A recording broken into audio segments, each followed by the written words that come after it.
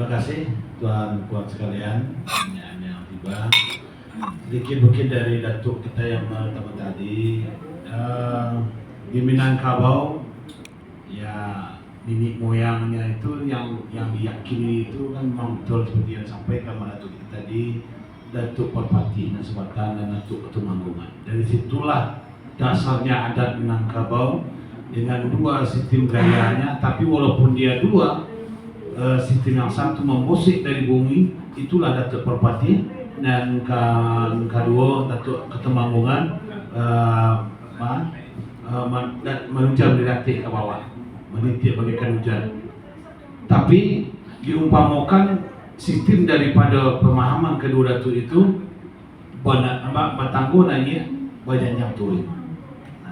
Tangguh nanya banyak turun. Artinya kedua pemahaman tokoh ini sama, menyatu pada ujungnya. Lalu caranya berbeda. Lalu dari asa pariaman itu nanti sekian banyaknya orang telah mulai berkembang, maka dikembangkanlah daerah. Terjadilah daerah yang pertama itu Tiga Luhak namanya. Ada luak Tanah Datar, ada luak Agam, ada luak 50 kota. Masing-masing luak itu, kampung yang baru itu punya daerah rantau seorang untuk mengembangkan daerahnya. Maka rantau yang biasa yang banyak yang kemudahan dalam pemahaman tidak begitu banyak pula datuk. Salah satu yang sampai dan berkembang ke negeri Sembilan itu dari luar 50 kota. Dari situlah banyak datang ini moyang yang dari Minang datang ke Minangkabau, dari Minangkabau datang ke negeri Sembilan, dan kemudian ada pulau ya nanti hubungan dengan raja-raja di negeri Sembilan dengan raja lah di Minangkabau nanti. Ketika berdiri kerajaan Minangkabau-nya. Kerajaan Minangkabau-nya nanti. Setelah Adityawarman ke depan. Adityawarman dalam sejarah mengatakan sekitar awal abad ke-14 nanti dari berhubungan antara dari Minangkabau ke negeri Sembilan di abad ke-17 ada selang waktu hampir 2 abad dari kerajaan Pagaruyungnya yang awal dari zaman Adityawarman. Kemudian apa yang disampaikan oleh Puan tadi tentang Tagak Galah. Dan Bagalan di Minangkabau artinya gelar, tapi di kami di Minang namanya Galah, Tagak Galah. Itu hanya untuk laki-laki. Laki-laki yang telah berumah tangga harus bagi galah. Ketik banamu gadang bagalah. Kalau masih dia belum berkeluarga, sebut nama. Tapi begitu telah berkeluarga, panggil galah. Siapa galah? Galah itu dia dek mama suku masing-masing.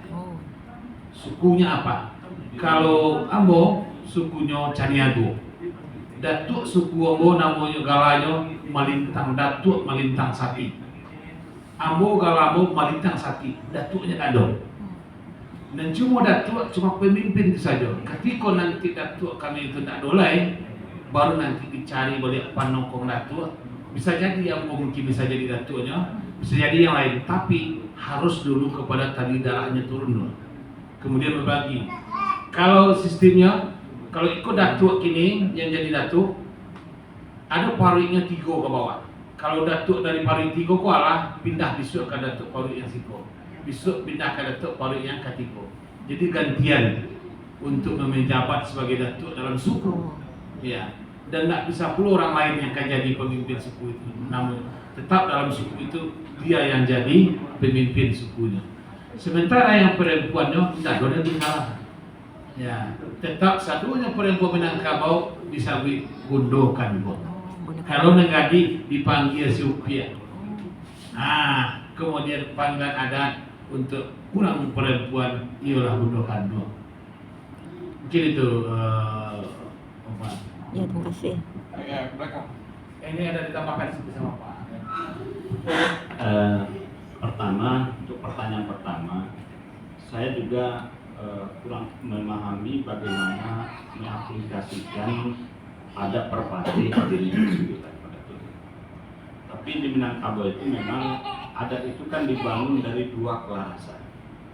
Kelarasan Bodi Ceniago yang disusun oleh Datuk Perpati dan Sahabat. Kemudian ada kelarasan yang dibentuk oleh Datuk Ketumanggungan. Nah, keduanya kalau kita lihat dalam sistem politik modern itu memang memiliki perbedaan. Kalau Datuk Perpati itu lebih cenderung demokratis. Pemilihan datuk di Minangkabau yang namanya berasal dari adat Perpati itu, pemilihan datuknya dilakukan secara demokratis.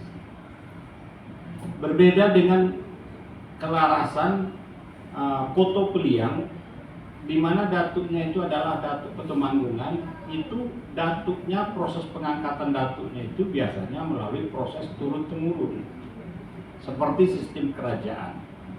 Nah, dua pola ini berdampingan terus dalam kehidupan politik di Minangkabau dan bisa sejalan. Kita bisa lihat pada bangunan rumah adat.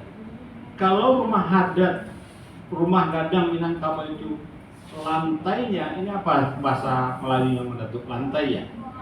Lantainya itu datar saja, berarti itu Datuk Perpati. Kalau dia di depannya ada ditinggikan segala macamnya, itu pasti Datuk Ketumanggungan. Kira-kira begitu. Jadi begitu caranya, karena memang di Datuk Perpati itu yang saya maksud tadi, bahwa Datuk penghulu itu hanya tingginya seranting, duduk sama rendah, tegak sama tinggi, begitu. Tapi kalau di Datuk Ketumanggungan tidak begitu. Nah, sampai kapan kita mau merujuk ke Pagaruyung itu terserah, karena adat ini kan punya adat ini punya fleksibilitas untuk selalu berubah dan ada pembaharuan. Di Minangkabau, kegelisahan yang kita alami di dunia Melayu ini kan juga dirasakan oleh masyarakat Minangkabau. Ya, misalnya Cak Lempong sudah memudar. Tapi bagi kami orang Minang nggak masalah Cak Lempong itu memudar, karena itu berada pada hierarki adat yang paling bawah. Adat yang paling tinggi itu kan adat yang sebenar adat, dan itu kan nilai way of life lah. Gitu. Tapi kalau adat istiadat itu kan adat setempat saja, adat yang dibikin. Kalau sekarang orang nggak pakai Cak Lempong, pakai yang lainnya silakan aja, asal tidak merubah cara pikir, pola hidup orang Minang, itu saja yang bisa. Jadi adat yang sebenarnya ada. Apalagi adat yang teradatkan. Memang di dalam adat teradat dan istiadat itu ada pameo yang diajarkan oleh filosofi Minang, sakali ayi gadang, sakali tapian berubah. Kira-kira begitu. Jadi dia akan melalui proses modernisasi. Nah, di Minang, misalnya seperti kata Pak Asri tadi, Batagak Gala itu bagian adat tertinggi. Karena ada nilai pola hidup di situ. Laki-laki menikah, kalau diberikan gelar, saya nama Herman Pak, tapi seluruh orang kampung saya panggil saya Malin, karena sudah menikah. Ketika saya dipanggil Malin itu, ada semacam tanggung jawab. Kamu sudah orang punya tanggung jawab. Pemberian gelar kepada orang yang sudah menikah itu disesuaikan juga dengan karakternya. Kalau dia nggak sholat, jangan dikasih gelar Malin. Nanti maliang dia kan gitu ya. Dia digelar Rajo misalnya, ada jiwa-jiwa kepemimpinan yang melekat pada dirinya.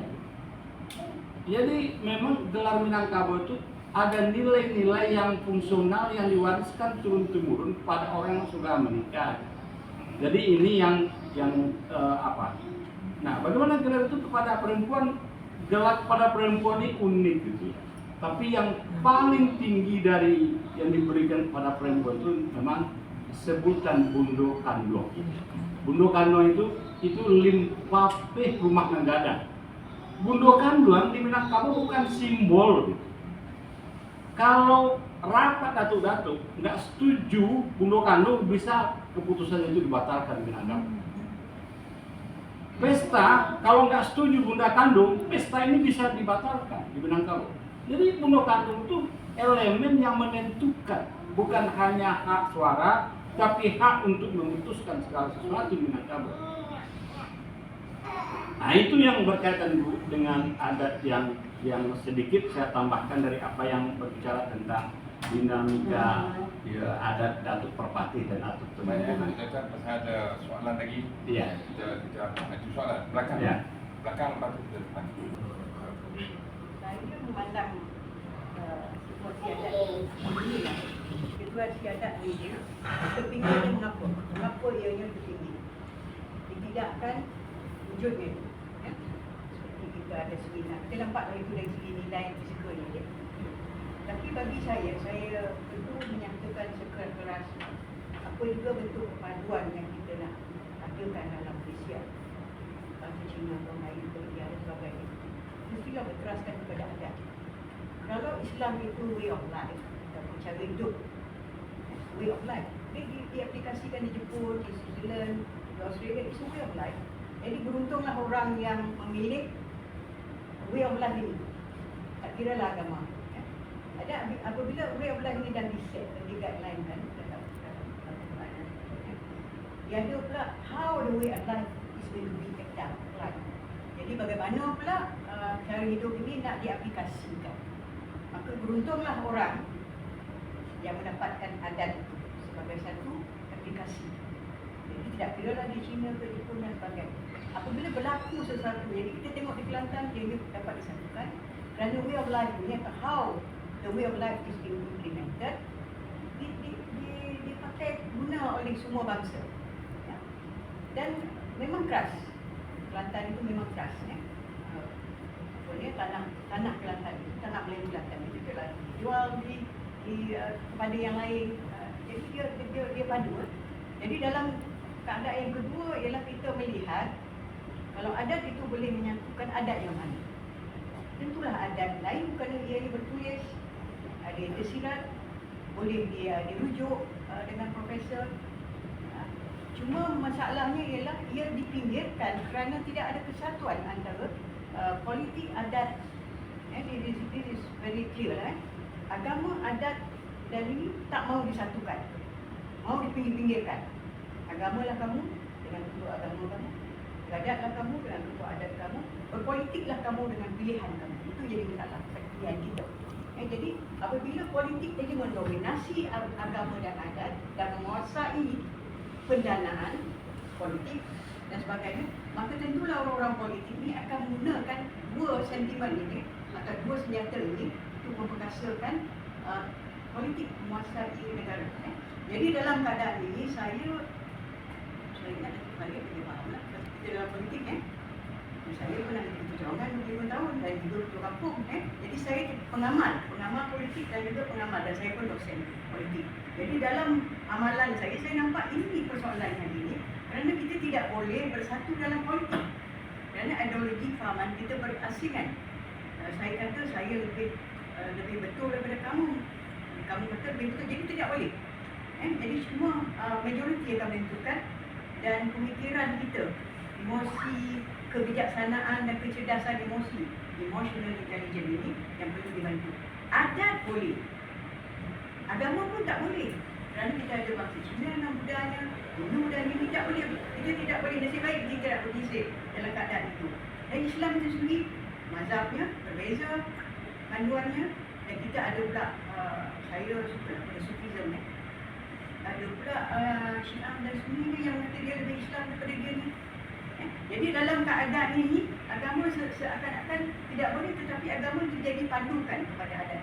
Jadi bagaimana sekarang persoalan adat itu nak diperkasakan? Orang adat ni memang tak sukai lah, tetapi dia tak penarik kepada bumi. Maka datuk lembaga-lembaga ni dilemahkan kuasa ni. Ini maaf cakap lah saya ni kalau kata apa, kalau profesor, you have to professor tu. Jadi dilemahkan kuasa untuk menentukan atau mengubah, mengawas atau mengawal pemikiran bumi. Satu. Jadi ketua adat ni tidak ada apa nama lagi dana. Dan orang kampung menganggap dia lebih kurang macam saya je lah. Just like ni. Jadi macam saya, ketua adat ni. Apalagi ibu sokong tu langsung tak ada kuasa lah. Kalau dulu nak tanam bila tabik, bila apa, ditentukan ibu sokong. Kalau ibu sokong kata tak boleh tanam padi sekarang, tak tanam. Jadi keputusan tu banyak tu, ibu sokong nanti tak ada. Jadi mungkin saya balik kata, biarlah saya jadi ibu sokong. Kita tarik semua lembaga-lembaga keluarkan satu. Sekarang ni banyak ibu sokong yang berpakaian. Menang berpakaian je lah. Kita bertanding ibu sokong, menang berpakaian. Ya, betul. dikasih ilmunya, pengetahuannya tak ada. Jadi apa kata kita structurekan di bawah istana ke, di bawah lembaga satu ibu sokong, dia akan menentukan. Jadi apabila berlaku peralihan lembaga kerana kematian dan apa, maka tak bolehlah wafak tu ambil alih.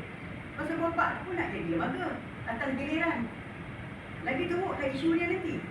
Jadi ibu sokong tu macam Prof cakap tu, ibu sokong tu terpaksa menjadi neutral, meneutralkan kuasa itu. Ya, ini satu. Dalam keadaan ini kita tak ada pilihan lain, ketua adat negara atau ketua adat negeri kena mengambil amanah dan ibadah ini untuk menentukan struktur istana dan adat ini mesti kuat, mesti dibiayai. Dan kita tak nak duduk di bawah kerajaan ke yang ditubuhkan atas parti atau masjid ke yang ditubuhkan atas agama. Kita nak duduk di bawah istana yang ditubuhkan atas adat. Ini saja pandangan saya lah. Ya, kalau kita boleh buat ini, insyaAllah, alhamdulillah, kita akan selamat. Orang ini ataupun adat ini, saya tak kisah orang lain, saya kira boleh ikut adat. Adat ini akan selamat. Itulah Prof. Ya. Jangan ambil dulu. Boleh lah. Jangan ambil. Memberi pemahaman kepada pihak-pihak berwajib ataupun pihak yang menjaga adat. Saya tak boleh lah, saya cakap di sini lah. Kalau adat penghulu menghadap ke itu, saya tengok Ulu Muar 6 orang yang wakil tentang. Jadi di mana Tok Penghulu saya pada ketika itu hari bersiram, dia hari semua boleh yang datang. Luar-luar lain ramai. Jadi kuasa mana yang menentukan? Ya, sepatutnya benda tu kalau yang lainnya seramai itu, Ulu Muar sepatutnya seramai itu. Jadi banyak yang boleh kita pertikaikan lagi. Banyak yang boleh kita pertikaikan lagi. Kalau dah boleh lah 3 art ke 10 art ke, tapi kita nak cakap yang sempurna ni. Yang sempurna. Kalau dah tak boleh bercakap, kita dah duduk. No lebih ni kan. Dah duduk. Nasib baik saya duduk di Gancong kawasan hutan itu. Duduk je, ambil kayu belakang, duduk balik. Kita perlu memberi pandangan untuk kebaikan. Yang untuk kebaikan. Sebab elok tidaknya masyarakat yang saya nampak adat tu sendiri. Kalau pemimpin adat, semua pemimpin adat yang Islam, yang Melayu faham adat, dia akan tahu untuk kesinambungan Datuk Bupati mari nak buat apa lepas ni. Buat apa lepas ni. Tak ada lah. Benda yang dia buat tu main copot-copot ya, copot tak. Kalau copot pun marah orang. Ini yang saya nak jelaskan. Biar betul. Yang saya belajar, yang saya kaji tidak seperti itu. Saya bukan nak mempertikaikan 10 art ke 15 art dah. Tapi saya nak bagi tahu yang sebenar yang perlu kita ikut.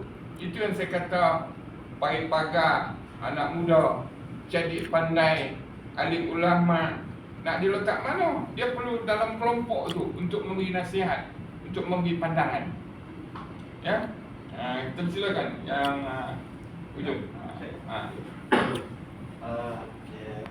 Assalamualaikum warahmatullahi wabarakatuh, dan selamat sejahtera pada yang bukan Muslim. Nama saya Hasnan Abdul Malik.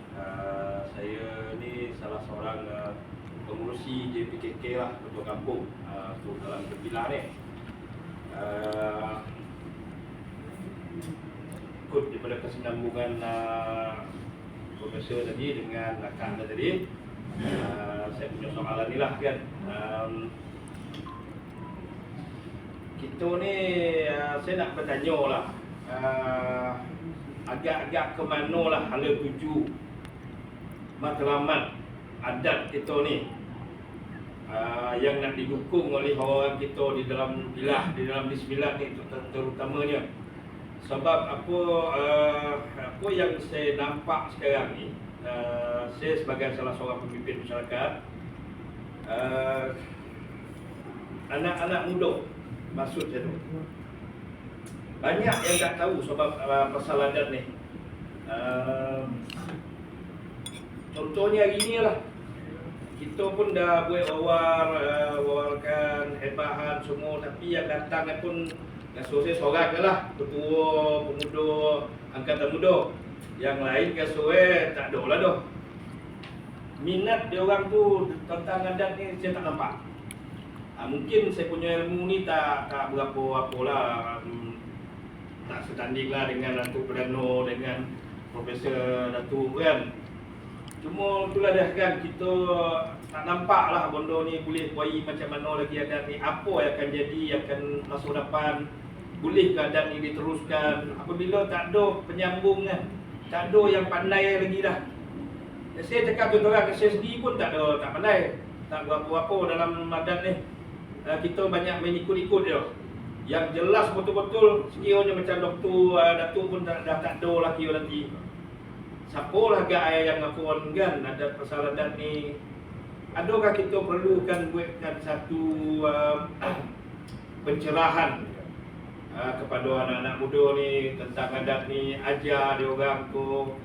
Pasal saya daripada kecil dulu saya tengok arwah ayah dulu memang diajar lah tentang adat ni sikit-sikit, kita pun faham lah. Tapi yang akan datang ni macam mana? Generasi yang akan datang ni macam mana? Macam mana kita nak payah adat nanti ni? Anak sendiri saya pun tak dapat nak menorang dengan dia lah. Apa cerita kalau dia bertanya ni, saya tak dapat saya nak pun dia lah. Itulah dah masalah Prof. Baik, saya rasa perlu saya jawab lah benda tu. Sebab benda tu situasi yang berlaku di Negeri Sembilan. Saya sendiri pun menghadapi masalah tu. Free of charge setiap kegiatan saya di galeri saya di Luar Sik. Semalam Alhamdulillah ada 20 orang. Itu pun dah saya telefon, saya rayu dan macam-macam. Bukan minta bayar pun. Salah seorang daripada sahabat saya tu bawa 30 bungkus nasi lemak daripada Bangi tu. Nasi lemak viral betul lah, memang padam nasi kan. Saya buat bihun apa semua kan. Kita tak minta duit, kita nak bagi ilmu.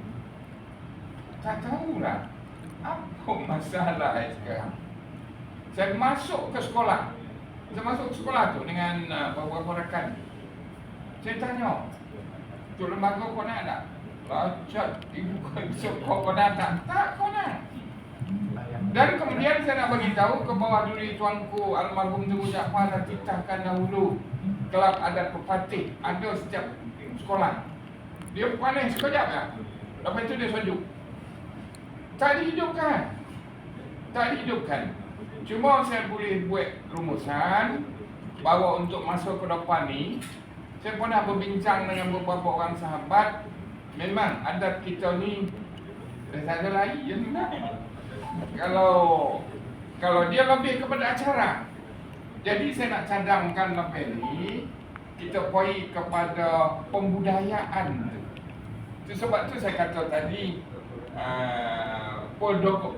pendokumentasian bahan itu yang rakyat, orang muda boleh rujuk, boleh tengok, boleh amalkan ya. Dan kemudian pendanaan ini ya di peringkat kerajaan negeri perlu diagihkan secara betul. Bukanlah yang buat ni tak betul, secara yang lebih ada kesan besar lagi. Kemana pergi itu? Dan mesti ada ahli jawatan kuasa dia memikirkan dana itu kemana pergi Kemana pergi dan ini yang saya fikir tak ada. Saya fikir saya layak untuk nak bercakap. Sebab saya dilindungi oleh Akta Warisan 2005 perkara 645. Saya adalah tokoh warisan kebangsaan orang hidup. Ada akta yang melindungi saya untuk nak bercakap tentang benda ni. Dan kerajaan sendiri pun dah bercakap dah, tokoh orang hidup kau dah bercakap, kau dah teguh. Sebab tu saya teguh pada hari ini. Dan kita perlu kepada didikan implementasi macam mana benda tu nak dipakai. Kalau sekadar bercakap, ya kan memang payah benar. Saya pun terfikir hari Isnin malam Selasa minggu depan ni, Isnin malam Selasa 9.30, saya buat lagi di telapak orang rumah saya, telapak Ulu Gacung. Mana yang tak lopeh soalan ni boleh datang lagi. Ini dah final. Saya pun akan terlibat, ada beberapa orang yang akan terlibat. Ajukan lagi soalan. Tak minta bayar, datanglah. Nanti saya siapkan akan minum di situ. Datang Senin malam pukul 9.30. Itu pun saya dah mula merayu dah. Datanglah. Kesian nasihat buatnya. Macam tu sekali. Tanya.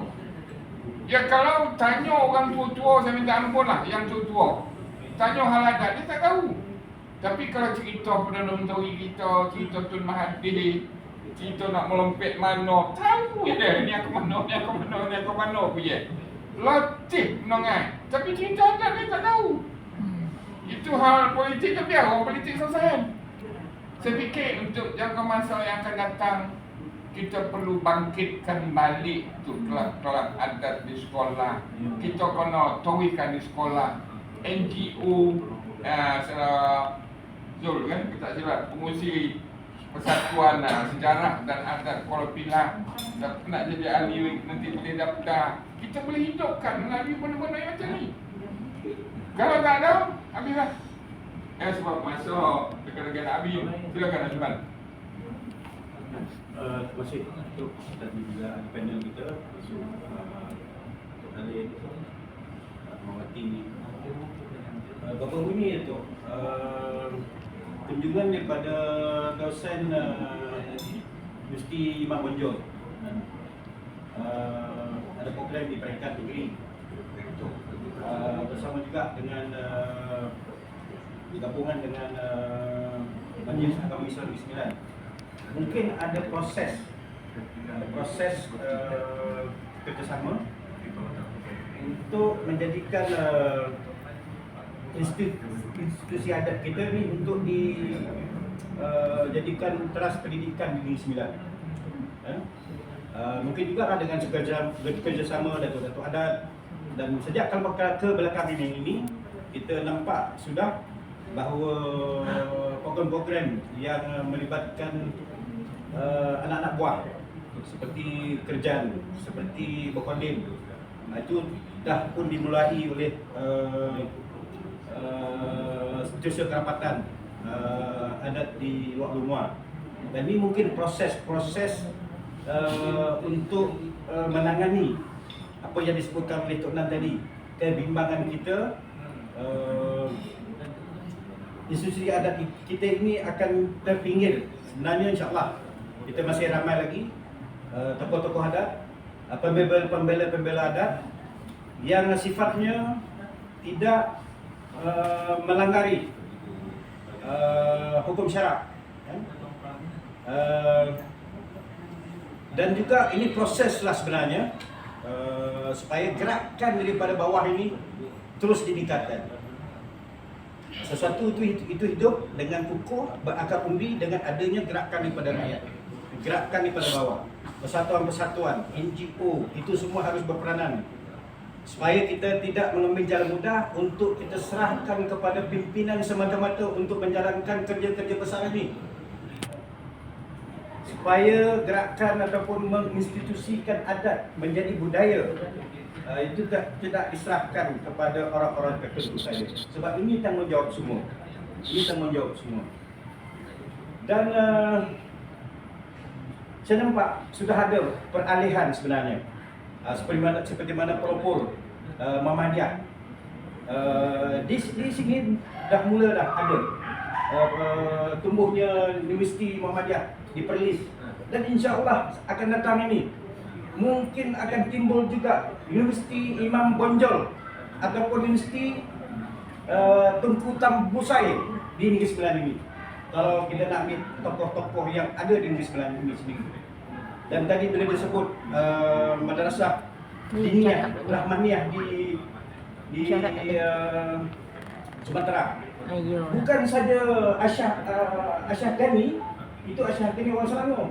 Ini orang tempatan sendiri. Orang tempatan sendiri yang berasal daripada sana, berhijrah kemari, pakai godang dan antar anaknya ke sana untuk diterima didikan. Samsyah Fakih, satu nama besar di Malaysia ini. Anak tempatan sini sendiri, lahir di sini. Itu sebab mungkin nama itu agak kontroversi. Itu sebablah tokoh-tokoh masyarakat di tanah Minang disebabkan oleh kaedah merantau alam terkembang menjadi guru, maka mungkin jugalah pendidik-pendidik yang lahir daripada ini kadang-kadang ada lebih radikal. Pemikirannya kadang-kadang menjangkau pemikiran kita pada hari ini. Contoh saya boleh sebut Dr. Hamka, Profesor Hamka, hampir juga sampai ke popular satu ketika dulu. Dan tersangkut di Kelang. Kalau tidak, insya-Allah Allahyarham akan sampai di popular ini juga. Dan begitu juga hubungan kita dengan Pak Nasir, orang Minang sendiri. Ini tokoh-tokoh besar dunia. Di Negeri Sembilan kita ada Dr. Rosli ada, ramai lagi. Sebab itulah tuan-puan kita haruslah berbangga ya, dengan sejarah kita sendiri. Insya-Allah saya yakin dengan komitmen kepada kerajaan itu bersama dengan pimpinan adat kita, insya-Allah satu ketika mungkin juga hari ini kita membayangkan akan ada satu institusi pendidikan tinggi khusus tentang adat di sebelah ini. Dan kita harus mengimbau sejarah sebenarnya. Untuk menjadi satu bangsa yang kuat, imbauan sejarah itu sangat penting untuk kita meluncurkan perjalanan kita pada masa akan datang. Dan kalau bolehlah kita habiskan 12.30 tu. Sebab terasa sangat bila berbincang hal ilmiah ni. Saya perbualan dalam 10 minit je. Tetapi rupanya dah sampai 12.30. InsyaAllah tadi YB ada sebut. Ya. Dia tambah sikit. Ya. Tidak. Buat dah sebut apa kali kan? YB insyaAllah dan bila akan datang. Kalau kau sampai kan, kita tunggu sampai 12.30.